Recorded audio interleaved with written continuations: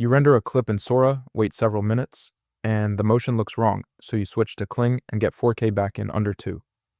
Same prompt, very different experience. Sora is OpenAI's video engine, baked into ChatGPT.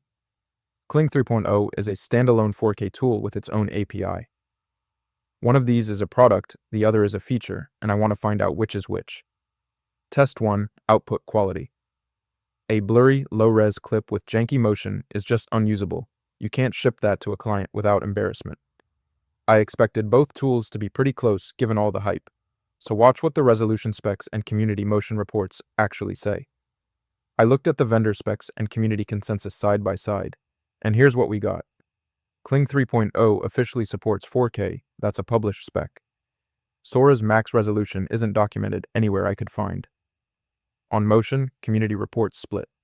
Sora leads on raw physical convincingness. Kling leads on human kinetic realism. And on audio, Sora picks up a community win for losing that old echo effect, though Kling has no comparable audio spec to point at. Kling takes output quality. A concrete 4K spec beats an undocumented resolution every time, and the motion edge Sora has is real but narrow, while Kling's human kinetic realism is what most creators actually need. I didn't expect the resolution gap to be this one-sided, but there it is. Kling leads 1-0. I've spent way too many hours inside these tools to get caught off guard by a spec gap like that one. Drop a comment below if the resolution mystery on Sora has burned you too. Test 2, generation speed. I hear the objection all the time, speed doesn't matter if the output is good enough.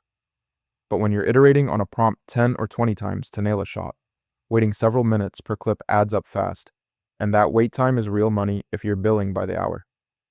I had to run this one through community reports because neither tool publishes official speed numbers, so take it as directional.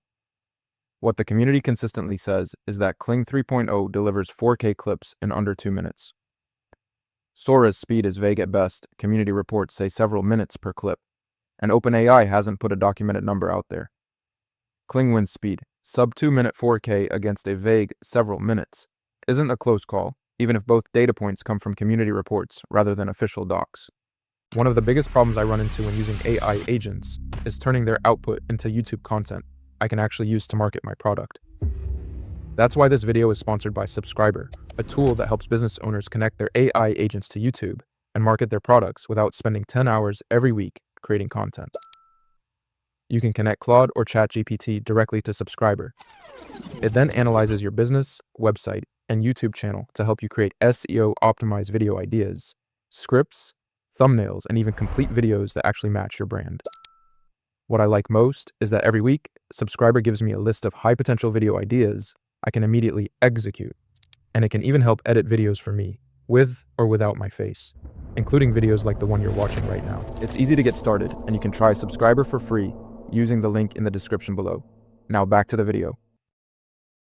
That puts Kling up 2-0, and I didn't expect the speed gap to be this clear given how little either side publishes officially. Test 3, pricing and credits. You sign up for Sora's Pro plan at $200 a month, get 1,000 credits, and then realize you have no idea how many clips that actually buys you because the credit to clip ratio isn't published. That's a real problem when you're trying to budget a project with a fixed number of deliverables. I pulled up the published pricing pages for both, and the difference is pretty stark. Kling's API lists 0.10 for a 5-second 720p clip and 0.50 for 4K, concrete numbers you can actually budget against. Sora charges 0.20 per credit, but without a published clip per credit ratio, you can't do the math. Kling's pricing is just transparent. Sora's is a black box. Kling takes pricing. At 10 cents a clip, you can actually know what you're spending before you spend it, and Sora's credit system just doesn't give you that.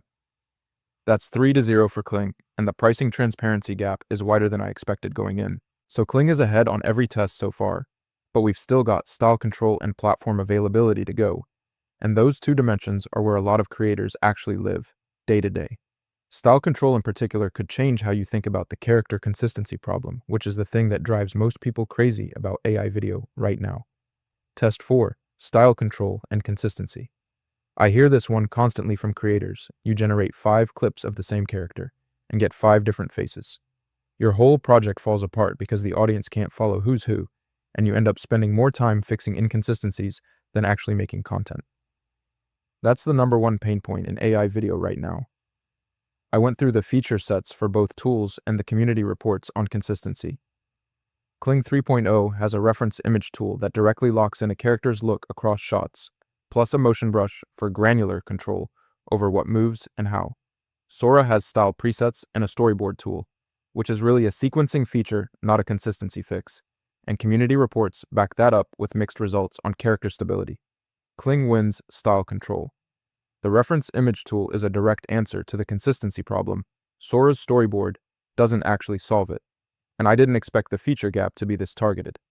That's 4-0 for Kling, and the consistency tooling alone is probably enough reason for a lot of creators to stop looking at Sora. Test 5. Platform availability and limits. Say you're a developer and you want to pipe AI video into your own app or workflow, so you go looking for Sora's API docs and come up empty. Meanwhile, your product timeline is not waiting. That's not a hypothetical. That's the situation Sora's standalone shutdown actually created for a lot of builders. I checked the platform reach for both, and the contrast is pretty stark. Kling 3.0 runs on web, mobile, and a fully documented API. You can build on top of it right now. Sora is locked inside ChatGPT after its standalone site was discontinued, and no published API access turned up anywhere I looked. That's not a minor inconvenience. It means Sora is a feature you use, not infrastructure you build on. Kling wins platform availability. A documented API and multi-platform reach against ChatGPT only with no published API isn't close, and the standalone sunset makes Sora's accessibility story worse than it was a year ago. That's 5-0 for Kling across every dimension we tested, and that's the final score. Alright, so where does Sora actually win? Community reports consistently put Sora 2 at the top for physically convincing motion, especially on complex physics like fluid dynamics or cloth simulation. And the audio has genuinely improved. Users say it lost that old hollow echo and now sounds natural with real pauses. If those two things are your make or break, Sora is worth a look. Kling wins on basically everything practical. 4K output is a published spec. Per clip pricing is transparent. 10 cents for 720p and 50 cents for 4K, numbers you can actually budget against. The reference image and motion brush tools handle character consistency better than anything Sora has. And it's available on web, mobile, and API, so you can actually build with it, not just use it inside ChatGPT.